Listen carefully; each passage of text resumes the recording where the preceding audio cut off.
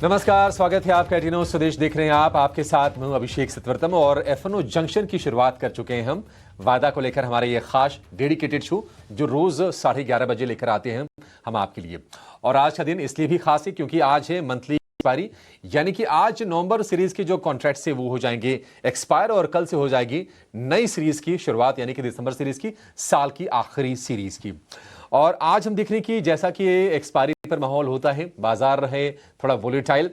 Nifty फिलहाल आपको सपाट दिखाई देगा, हल्की सी तेजी है, 2 अंकों पर आपको निफ्टी दिखाई देगा। और निफ्टी बैंक की बात करें तो 44 अंकों के आसपास की तेजी इस वक्त आपको देखने को मिलेगी। लेकिन निश्चित तौर पर हम देख रहे हैं कि फ्यूचर्स में अगर आप देखेंगे तो प्रीमियम आपको दिखाई देगा।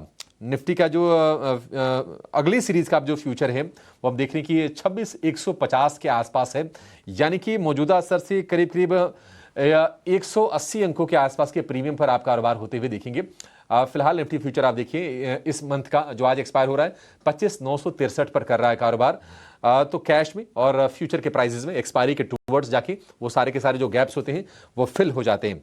आज अब जो फ्यूचर में जो लोग ट्रेड करते हैं अपनी पोजीशन को यहीं स्क्वायर ऑफ करना पड़ेगा और आपको अपनी पोजीशन रोल करनी पड़ेगी अगर आप अगली सीरीज में भी पोजीशन को ले जाना चाहते हैं। उसकी कुछ कॉस्ट होती है इंडेक्स में या फिर स्टॉक्स में, उनकी आगे हम बातचीत करेंगे।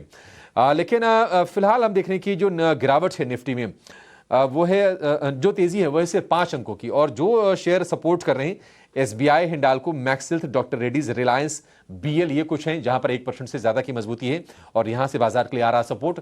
आज हम देख रहे हैं कि आईटी शेयर थोड़े से बैकसीट ले रहे हैं। इन्फोसिस करीब 1% कमजोर है और इसके अलावा जो कंजम्पशन वाले जो शेयर हैं, नेस्ले हो गया, टाटा कंज्यूमर, ट्रेंट, ये सारे के सारे शेयर 1% की गिरावट के साथ कारोबार करते हुए आपको दिखाई देंगे। जो अब तक के जो रोल ओवर्स के फिगर हैं अभी उतनी क्लियर पिक्चर नहीं होगी, आगे उनकी हम बातचीत करेंगे। क्योंकि अगर आप निफ्टी को देखेंगे तो जो फिलहाल के जो रोल ओवर्स हैं वो हैं करीब 60% के आसपास की। उम्मीद करके चलेंगे कि ये अभी 15-17% के आसपास से गुंजाइश अभी और है। लेकिन बाजार को लेकर जरा व्यू लेते हैं और अपने एक्सपर्ट को जोड़ते हैं। आपके लिए बढ़िया हम ट्रेड्स भी खोजेंगे वायदा के, यानी कि एफएनओ के, फ्यूचर्स के, ऑप्शंस के। और आपकी मदद करने के लिए हमारे साथ जुड़ गए हैं रेलिगेयर ब्रोकिंग के अजीत मिश्रा। अजीत भाई, बहुत शुक्रिया आपका समय देने के लिए। स्वागत है आपका एटिनो स्वदेश पर। इंडेक्स को लेकर आपका व्यू अजीत जी क्या है? और मोमेंटम तो देखिए कोई ब्रेक हुआ नहीं है, बार बार हम देख रहे हैं कि लोअर लेवल से रिवर्सल की कोशिश बाजार बढ़िया कर रहा है। क्या पोजीशंस को रोल करें अगली सीरीज में, तेजी की अगर पोजीशन निफ्टी में है तो? शुक्रिया अभिषेक। अभिषेक देखिए, हमने कल भी बात की थी कि मार्केट को लेकर अभी जो ट्रेंड बना हुआ है, अगर आप उसको देखेंगे सिंस अगस्त, तो ये यही है कि आप एक रिकवरी देखते हैं। रिकवरी के बाद जो रिट्रेसमेंट होता है, कभी कभार वो 50-60% मूव का, कभी कभार 70% मूव का वो रिट्रेस कर देता है। उसके बाद आप देखते हैं कि मार्केट में दोबारा से एक अपटेक और एक रिकवरी। तो वही चीज अभी भी अनफोल्ड होते हुए नजर आ रही है। बिकॉज लास्ट जो आपने करीब 25,300 के पास का लो बनाया था, 26,250 आपने हाई, ऑलमोस्ट रिकॉर्ड हाइस के पास पहुंच गए थे। अब वहां से एक पॉज, एक कंसोलिडेशन का टोन दिख रहा है। अच्छी चीज क्या है अभी तक कि आप 20 ईएमए को होल्ड कर रहे हैं। उस लेवल को आपने मल्टीपल टाइम्स रिस्पेक्ट किया है। एक आध दिन जरूर हुआ है कि इसमें ब्रीच करके आप उसके नीचे गए हो, बट लार्जली आप उस लेवल को होल्ड करते हुए चल रहे हैं। तो यही इंडिकेट कर रहा है कि ट्रेंड तो पॉजिटिव है और वो रहेगा जब तक कि 25,800 के लेवल होल्ड हो रहे हैं। पोजिशनल जो ट्रेडर्स हैं उनके लिए वो मेक और ब्रेक एरिया है। जब तक कि 25,800 होल्ड हो रहा है तब तक उनको बने रहना चाहिए। लॉन्ग साइड के ट्रेड वो रोल भी कर सकते हैं अपनी पोजीशंस को। इंट्राडे के जैसे हमने कल भी बात की थी कि ज्यादा बड़े स्टॉप लॉसेस के साथ नहीं, बिकॉज जैसे जैसे हम एक्सपायरी के नजदीक आते हैं वोलेटिलिटी बढ़ जाती है। इंडिया विक्स में थोड़ा सा आज डिप जरूर देखने को मिला है, बट अभी भी मुझे लग रहा है कि उसका शायद सेकंड हाफ में आपको एक वॉलेटाइल स्विंग देखने को मिले। तो एंड होगा वो करीब करीब 25,950 26,000 के नजदीक पे ही होगा। यही जो करंट लेवल है यानी के पास ही शायद आपको एक्सपायरी होते हुए नजर आए। बट इन बिटवीन हो सकता है कि आपको वॉलेटाइल स्विंग देखने को मिले, करीब 25,900 डाउन साइड पे, 26,000 40-50 का level on the higher side. तो अभी के लिए मेरे हिसाब से इंट्राडे के हिसाब से थोड़ा सा एग्रेसिव पोजीशनिंग अवॉइड करिए। जिनके पास लॉन्ग पोजीशनली बनी हुई है डेफिनेटली वो कैरी कर सकते हैं 25,800 के स्टॉप लॉस के साथ। ठीक है, 25,800 के स्टॉप लॉस के साथ आप लॉन्ग पोजीशन को कैरी कर सकते हैं। और निफ्टी की अगर हम 200 अगर हम 20 डीएमए की बात करें तो वो भी 25,850 के आसपास के हैं। तो वहां तक के सपोर्ट्स फिलहाल मतलब इंटैक्ट लग रहे हैं, उसमें कोई दिक्कत की बात है नहीं। एग्रेसिव पोजीशन बनाने से फिलहाल आप बाजार में बचिए। अजीत, फिर स्टॉक्स में कहां पर मौके खोजें? क्या बाय करें, क्या सेल करें, क्या दोनों साइड के सौदे देखें? बिल्कुल देखिए यहाँ पे अगर आप स्टॉक स्पेसिफिक मूव देखेंगे अभिषेक, तो दोनों ही साइड पे आपको अपॉर्चुनिटी मिल रही है। और जिस तरीके का मार्केट सिनेरियो है, खासतौर से यहाँ पे कि ब्रॉडर मार्केट अंडर परफॉर्म कर रही है, मेरे हिसाब से बेटर रहेगा कि आप दोनों ही साइड पे पोजीशनिंग बना के रखें। लॉन्ग साइड पे श्रीराम फाइनेंस जहां पे की स्ट्रेंथ बनी हुई है, स्टॉक अपने रिकॉर्ड हाइज के पास है, एक टाइट रेंज में कंसोलिडेशन है। इंडिकेशन यही है कि जल्दी से कंसोलिडेशन एंड होता हुआ नजर आएगा और करीब 865 तक के लेवल्स नियर टर्म में देखने को मिल सकते हैं। तो 820 के स्टॉप लॉस के साथ श्रीराम फाइनेंस को आप लॉन्ग कर सकते हैं करंट लेवल्स पे। वहीं पे शॉर्टिंग के लिए आईआरसीटीसी का नाम, रेलवे एज अ पैक, यहाँ पे देखिए काफी लंबे टाइम से प्रेशर कंटिन्यू होता हुआ नजर आ रहा है। बार बार जो रिबाउंड के रिवर्सल के अटेम्प्ट होते हैं वो फेल होते हैं। तो यहाँ पे भी इंडिकेशन है कि थोड़ा प्रॉफिट टेकिंग और एक्सटेंड होता हुआ नजर आए, करीब 660 तक के लेवल्स आईआरसीटीसी में आपको देखने को मिल जाए। तो यहाँ पे 695 के स्टॉप लॉस के साथ आईआरसीटीसी को आप शॉर्ट के लिए देख सकते हैं।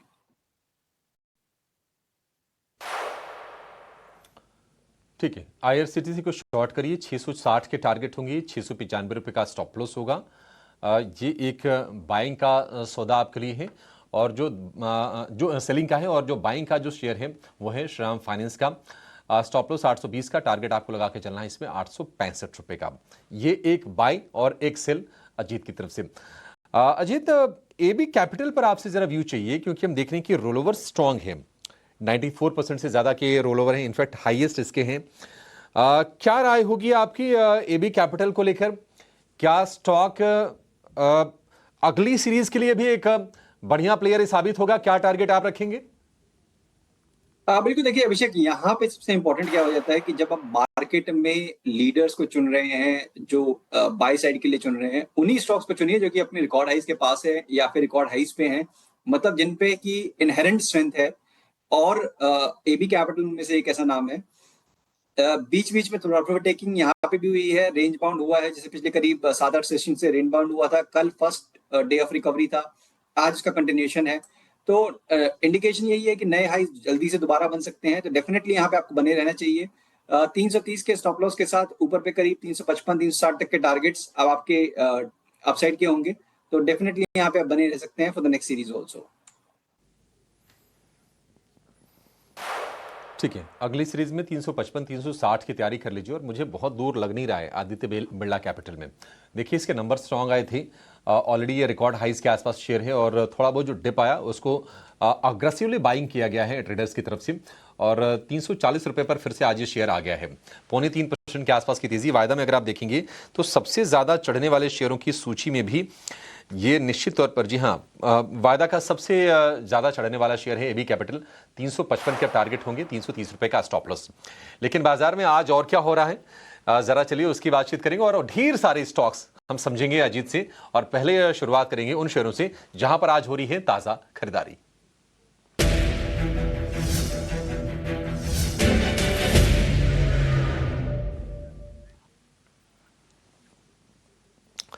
तो आज के सत्र में अगर हम फ्रेश लॉन्ग की बात करें, यानी कि लॉन्ग बिल्डअप की बात करें, तो फिनिक्स मिल्स में तेजी लौटी है। यस बैंक करीब 2.25% ऊपर है, 22.5 रुपए के आसपास के भाव हैं। ल्यूपिन को लेकर एक अच्छी खबर आई थी, और ल्यूपिन को लेकर ब्रोकरेजेस भी बुलिश हैं। हमने देखा था कि जेफरीज की अच्छी रिपोर्ट थी ल्यूपिन को लेकर, 2% ऊपर ये शेयर दिखाई दे रहा है। वेदांता करीब 2% ऊपर। वेदांता मुझे बेहतर लग रहा है अजीत, आपका व्यू क्या है? वेदांता 500 रुपए के ऊपर, स्ट्रेंथ अच्छी आ रही है मेटल पैक में, और वेदांता उसको लीड कर रहा है। वेदांता अभी और कितना चलेगा? बिल्कुल देखिए, यहाँ पे जैसे कि हमने पहले भी बात की थी अभिषेक की मेटल, ऑटो, बैंकिंग, ये पहले 3 लीडर्स यही थे। थोड़ा बहुत डेफिनेटली मेटल में हायर लेवल्स प्रॉफिट टेकिंग जरूर आई है। वेदांता का भी इसमें हमने एक रिट्रेसमेंट देखी है। स्टॉक अपने 20 EMA के नीचे आया था, आज दोबारा से इसको रिक्लेम करने की कोशिश कर रहा है। तो कोई खास मेजर करेक्शन नहीं हुई, और जिस एरिया के पास से घूम रहा है, जहां पे कि प्रीवियस कंसोलिडेशन रेंज का ब्रेकआउट आया था, उन्हीं एरिया के पास से डेफिनेटली यहाँ पे एक पॉसिबिलिटी बनती है कि रीबाउंड फर्दर स्ट्रेंथन हो। ज्यादा बड़े स्टॉप लॉसेस नहीं, बिकॉज हाई बीटा काउंटर है, अगर इसको मूव करना है तो यहीं से करेगा। तो 495 के स्टॉप लॉस के साथ एक रिबाउंड के लिए आप प्ले कर सकते हैं 420-25 तक के टारगेट, 520-25 तक के टारगेट्स के लिए। ठीक है, 520-25 तक के टारगेट वेदांता में आ सकते हैं। और हमने देखा था कि 52 वीक हाईस पर गया था, 530-35 के आसपास इसका 52 वीक हाई होना चाहिए और वहां से थोड़ा रिवर्सल आया। 535 का इसका 52 वीक हाई है और वहां से थोड़ा स्टॉक नरम पड़ा और आज फिर से हम देख रहे हैं कि गियर चेंज करता हुआ दिखाई दे रहा है। ल्यूपिन में आप स्ट्रेंथ बिल्ड होते हुए देख रहे हैं। ल्यूपिन देखिए कंपनी तो अच्छी है लेकिन काफी टाइम तक ये रेंज बाउंड रही है। आज स्ट्रेंथ लौटी है ल्यूपिन, क्या ये गेंस को सस्टेन कर पाएगा? देखिए अभिषेक, मुझे लगता है कि अब आपको रोटेशनल और ज्यादा देखने को मिलेगी सेक्टर में, बिकॉज देखिए बैंकिंग ने अपना पार्ट प्ले कर दिया है, आईटी ने रिकवरी दिखानी शुरू कर दी है, बट जो कि साइडलाइंस पे थे, चाहे वो फार्मा हो या फिर एफएमसीजी हो, एफएमसीजी के साइड से अभी तक कोई क्लियर इंडिकेशन नहीं है, बट फार्मा के साइड से अब इंडिकेशन आने लग गए हैं लॉन्ग साइड आईटी की, जहां पे कि एक अच्छा मूव अनफोल्ड होता हुआ नजर आ सकता है। तो ल्यूपिन, सन फार्मा, ओरो फार्मा, ये कुछ एक ऐसे नाम है जो डेफिनेटली आपके रडार पे होने चाहिए फॉर द नेक्स्ट एक्सपायरी। एक मार्जिनल रिट्रेसमेंट जरूर आया था एक इनिशियल अप मूव के बाद, बहुत स्ट्रॉन्ग बेस बना हुआ है करीब करीब 1960-2000 के जोन के बीच में। तो ये मेरे को लगता है कि एक लंबे मूव के लिए, करीब 2300-2350 तक के मूव के लिए डेफिनेटली आप कंसिडर कर सकते हैं एक्यूमुलेट करना 1900 के क्लोजिंग स्टॉप लॉस के साथ 2300-2350 तक के टारगेट्स के लिए। ठीक है, 2350 के टारगेट बड़ा बहुत एग्रेसिव है आप ल्यूपिन को लेके। ये क्या अगली सीरीज में आ जाएगा या फिर थोड़ा और लंबा वेट करना पड़ेगा? देखिए मेरे हिसाब से यहाँ पे रिस्क रिवॉर्ड काफी अच्छा है, बिकॉज मेरे पास जाने के लिए कुछ नहीं, करीब 150 पॉइंट है, ऊपर पे करीब 350-400 पॉइंट का मेरे को मूव लगता है। तो मुझे लगता है कि हो सकता है शायद आपको नेक्स्ट एक्सपायरी में ही देखने को मिल जाए, और अगर लंबा भी अगर फोल्ड करना पड़ता है तो कोई ऐसी दिक्कत नहीं है। आपको सिमिलर फॉर्मेशन करीब 3-4 हफ्ते पहले ओरो फार्मा में थी, जिसका मूव अनफोल्ड हो गया कि एक वीक के अंदर। तो हो सकता है कि मोमेंटम अगर आए तो ये जल्दी भी आपको देखने को मिल जाए। बढ़िया है, 2350 तक जाने के लिए शेयर को 10% से ज्यादा, करीब करीब 15% चलना पड़ेगा एक सीरीज में। देखते हैं होता है नहीं होता है, लेकिन आप इस पे लूपिन पर नजर बना के चलिए। लेकिन चलिए जरा वो शेयर स्क्रीन पर लेकर आइए जहां पर आज हम देख रहे हैं कि शॉर्ट कवरिंग हो रही है, यानी कि जो मंदी के सौदे बने थे प्रीवियस सेशन में उससे थोड़ी सी रिकवरी आ रही है। एबी कैपिटल की हमने बातचीत कर ली है। इसके अलावा हम देख रहे हैं कि बीएचईएल, आईआईएफएल और ग्लेनमार्क, ये कुछ और शेयर हैं जहां पर आज के सत्र में हम तेजी देख रहे हैं। ग्लेनमार्क को लेकर एक खबर भी आई थी कि सीओपीडी के लिए इन्होंने first ever nebulised triple therapy इन्होंने लॉन्च की है और शेयर में हम देख रहे हैं कि 1.5% के आसपास का उछाल है। ग्लेनमार्क और बीएचईएल, इन दोनों में से बेहतर आपको अजीत क्या लग रहा है अगर ट्रेड लेना हो तो?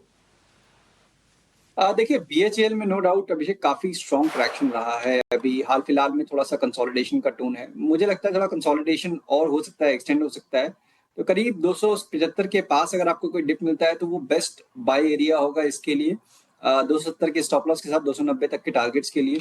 Glenmark on the other hand, जैसे कि हमने बताया कि फार्मा में हमको लग रहा है कि एक अच्छा अनफोल्ड हो सकता है मूव, यहाँ पे काफी स्ट्रॉन्ग आउट परफॉर्मेंस रही थी इन द रीसेंट पास्ट। अभी जो करेक्शन भी आया, इसने अपने एवरेजेस के पास, short term medium term averages के पास एक बेस फॉर्म करने की कोशिश की है। मोमेंटम 1950 के ऊपर आएगा, तो यहाँ थोड़ा सा प्रीएम्प्ट करने वाली बात होगी कि अगर आप होल्ड करते हैं लॉन्ग पोजीशन को तो 1800 का एक स्टॉप लॉस रहेगा। जो मोमेंटम आएगा 1940 के ऊपर, वो करीब 2100 तक के लेवल तक लेके जा सकता है।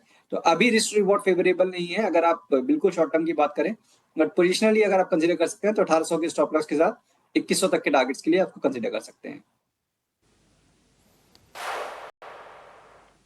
ठीक है, 2100 के टारगेट के लिए आप कंसीडर कर सकते हैं ग्लेनमार्क फार्मा को। ये व्यू हो गया। अजीत, अगली सीरीज में ना दो शेयर पर मैं, जो दो दिग्गज हैं आज चल भी रहे हैं, मैं आपसे जरा राय लेना चाहूंगा। रिलायंस 1% ऊपर है और 1% से ज्यादा की तेजी एसबीआई के शेयर में हम देख रहे हैं, और दोनों के दोनों शेयर ठीक ठाक चल गए हैं। रिलायंस की अगर हम ट्रिगर की बात करें तो हम देख रहे हैं कि जीआरएम्स लगभग $10 के हो गए हैं, ये एक ट्रिगर कर रहा है। आरबीआई की पॉलिसी आने वाली है 5 दिसंबर को, जो कि एसबीआई के लिए एक बड़े ट्रिगर के तौर पर काम करेगी, क्योंकि माना ये जा रहा है, कंसेंसस बन रहा है कि एक रेट कट फिर से आ रहा है आरबीआई की तरफ से। इन दोनों में से एक चुनना हो अगर अगली सीरीज के लिए, तो आपका वोट किस शेयर को जाएगा? देखिए, दोनों ही शेयर ने काफी अच्छी परफॉर्मेंस दिखाई है, नो डाउट। मतलब एसबीआई, रिलायंस दोनों ही अपने रिकॉर्ड हाइस के पास ही है। मींस एसबीआई तो अपने रिकॉर्ड हाइस पे ही है। रिलायंस के पास करीब 50 रुपए का भी रूम है जहाँ पे कि रिकॉर्ड हाइस बन जाएंगे। अभी एक फ्रेश पोजीशन की बात करें तो मुझे लगता है कि रिलायंस में अपॉर्चुनिटी ज्यादा रहेगी, बिकॉज जिस तरीके से एसबीआई में मूव आया है, थोड़ा सा कंसोलिडेशन होना, थोड़ा प्रॉफिट टेकिंग होना, मुझे सरप्राइज नहीं होगा कि यहाँ पे थोड़ा सा आपको देखने को मिल जाए। बिकॉज थोड़ा सा ओवर एक्सटेंडेड है, डेली चार्ट्स पे आपके एवरेजेस से, शॉर्ट टर्म एवरेजेस से भी काफी ज्यादा डिविएट हो गया है। तो एक मीन रिवर्जन के कारण शायद उससे आपको एक डिप देखने को मिल जाए करीब 950 960 तक। तो वहां पे आपको एक अच्छा बाय बन जाएगा। अभी के लिए मेरे हिसाब से रिलायंस, इसको आप कंसिडर कर सकते हैं, बिकॉज 1500 के पास एक जो आपका 20 में प्लेस्ड है, वही आपका एक स्टॉप लॉस रहेगा। 1600 के ऊपर करीब 1650 1660 तक के लेवल्स भी एंटिसिपेटेड है। तो अभी के लिए रिस्क रिवॉर्ड 1:1 का है। बट जब भी आपने एक रिकॉर्ड हाई को निकाला तो फिर करीब 50 पॉइंट का मूव और मिल सकता है आपको।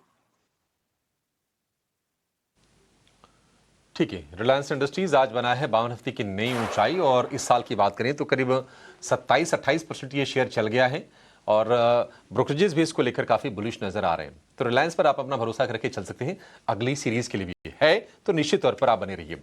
एक छोटा सा ब्रेक लेंगे, ब्रेक के बाद हम वायदा में मंदी वाले शेयरों की बातचीत करेंगे और चेक करेंगे अजीत से कि कहां पर आप शॉर्ट करके बाजार में पैसे बना सकते हैं, आपकी जाएगा नहीं। 25,950 के आसपास निफ्टी बैंक की बात करें तो हल्की तेजी पर आपको इस वक्त कारोबार होता हुआ दिखाई देगा, और उसकी वजह यह है कि जो कुछ बड़े बैंक्स हैं, axis bank, ICC bank, HDFC bank, जो प्राइवेट बैंकिंग के जो दिग्गज हैं, इंक्लूडिंग कोटक बैंक, ये सारे के सारे आज कर रहे हैं नरमी के साथ कारोबार।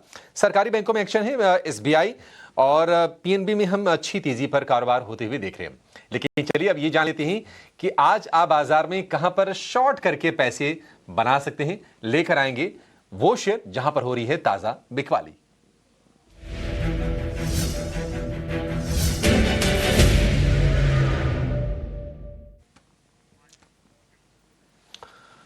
अगर हम शॉर्ट बिल्डअप की बात करें, यानी फ्रेश शॉर्ट्स कहां पर हो रहे हैं, तो आज हम देख रहे हैं कि इन्फोसिस में जो तेजी चल रही थी वो थमी है। 1% के आसपास की गिरावट इसमें आ रही है। कच्चे तेल में थोड़ा सा उबाल आया है, भाव $63 के ऊपर चले गए हैं। तो एचपीसीएल में करीब 1% के आसपास की नरमी है। पीवी फिनटेक में थोड़ी गिरावट आ रही है। एलटीआई मैंट्री के शेयर में करीब 1.5% के आसपास की गिरावट है, क्योंकि आज हम देख रहे हैं कि पूरा आईटी पैक आज के सत्र में नरमी का शिकार हो रहा है। इनमें से कोई शेयर आपको और वीक होता हुआ लग रहा है अजीत? कहीं पर शॉर्ट करके पैसे बना सकते हैं? देखिए, ज्यादातर नाम अभिषेक, इनमें से यही दिख रहा है कि प्रॉफिट टेकिंग आ रही है और अपने सपोर्ट के पास ही है। तो यहाँ पे मुझे लगता है कि थोड़ा सा एग्रेसिव पोजीशनिंग अवॉइड करनी चाहिए। एलटीआईएम, इन्फोसिस, जैसे कि हमने बात की कि आईटी में काफी स्ट्रॉन्ग ट्रैक्शन रहा है हाल फिलहाल में, उसके बाद एक नरमी का दौर है। बट मुझे नहीं लगता कोई मेजर क्रैक्स आपको देखने को मिलेंगे इन द नियर फ्यूचर। जब तक कि 1500 के लेवल के ऊपर इन्फोसिस होल्ड हो रहा है, तब तक डेफिनेटली आपको लॉन्ग पोजीशन बना के रखनी चाहिए। सेम होल्ड ट्रू फॉर एलटीआईएम, ये अपने शॉर्ट टर्म एवरेजेस के पास आ रहा है, करीब 57-70 के पास पे एक सपोर्ट है। वो अगर होल्ड होता है तो एक रिकवरी और एक रिबाउंड का प्ले दोबारा बन सकता है। तो अभी के लिए मेरे हिसाब से शॉर्टिंग पोजीशन इन स्टॉक्स में अवॉइड करनी चाहिए। एग्जिस्टिंग कोई पोजीशन है, थोड़ा बहुत आप प्रॉफिट टेकिंग या फिर जरूर कर सकते हैं, कॉस्ट कंसोलिडेशन का बायस आ सकता है, बट अदरवाइज कोई मेजर करेक्शन की उम्मीद कम है। ठीक है, इन्फोसिस को लेकर और बाकी स्टॉक्स को लेकर ये व्यू। लेकिन आज एक और इवेंट था, पूरे देश की नज़रें थीं अयोध्या पर, और अयोध्या में राम मंदिर पर ध्वजारोहण किया है। पीएम मोदी ने धर्म ध्वजा की स्थापना की है राम मंदिर के शिखर पर, और बहुत ही शुभ मुहूर्त में ये काम किया गया है। उसके पहले पीएम मोदी वहाँ पर पहुँचे, वहाँ पर रोड शो भी किया, और ये सीधी तस्वीरें आप अपनी स्क्रीन पर देख रहे हैं, ये आ रही हैं अयोध्या से। तो एक और गौरवशाली दिन, राम मंदिर एक तरह से अब ये कंप्लीट हो गया, निर्माण इसका पूर्ण हो चुका है, और ये ध्वजा इसके शिखर पर फहरा दी गई है। पीएम मोदी ने ये शुभ कार्य किया है, और तमाम बड़े डिग्नेटरीज भी इस मौके पर वहाँ पर मौजूद रहे। लेकिन चलिए बाजार पर लौटेंगे और अब बातचीत करते हैं कि वो कौन से शेयर हैं जहाँ पर हम तेजी तो देख रहे थे, लेकिन अब धीरे धीरे लॉन्ग अनवाइंडिंग उसमें हो रही है। तेजी के सौदे धीरे धीरे उसमें से कट रहे हैं। Adani Enterprises, Tata Elxsi, NBCC, Astral, ये कुछ शेयर्स हैं जहां पर आज हम देख रहे हैं कि तेजी के सौदे कट रहे थे। हालांकि एनबीसीसी में लोअर लेवल से हम देख रहे हैं थोड़ी बाइंग की स्ट्रेंथ भी लौटते हुए दिखाई दे रही है। लेकिन एस्ट्रल पर व्यू लेना चाहेंगे।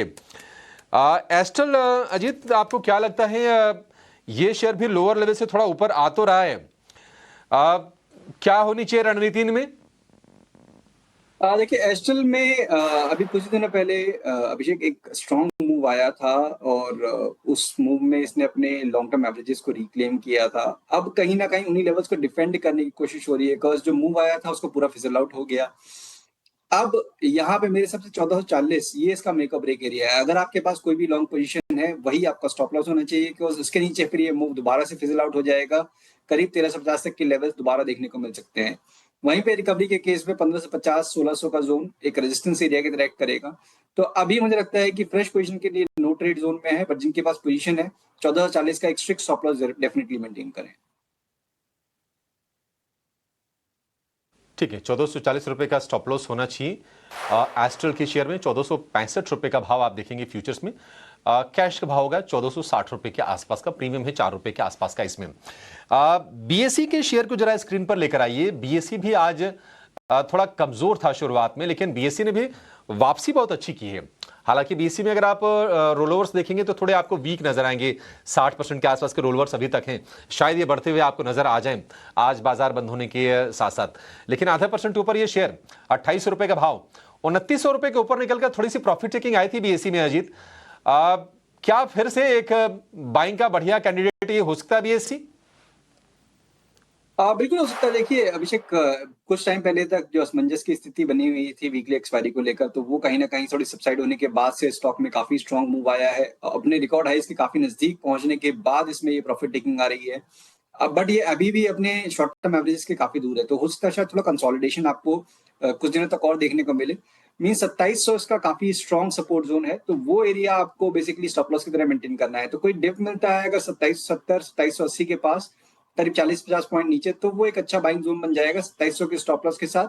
फिर एक नया हाई 3000 प्लस तक के टारगेट्स के लिए है।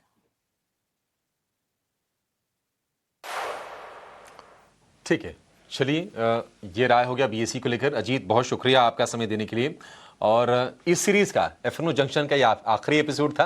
कल आपकी हम नई सीरीज की यानी दिसंबर सीरीज की रणनीति बनाएंगे और कुछ बेहतरीन स्टॉक्स लेंगे। फिलहाल हमें दीजिए इजाजत। एक छोटे से ब्रेक के बाद आप अपने सवाल हमसे जरूर पूछिए। हमारे खास show calling show your stocks में आप कहीं जाएगा नहीं। नमस्कार।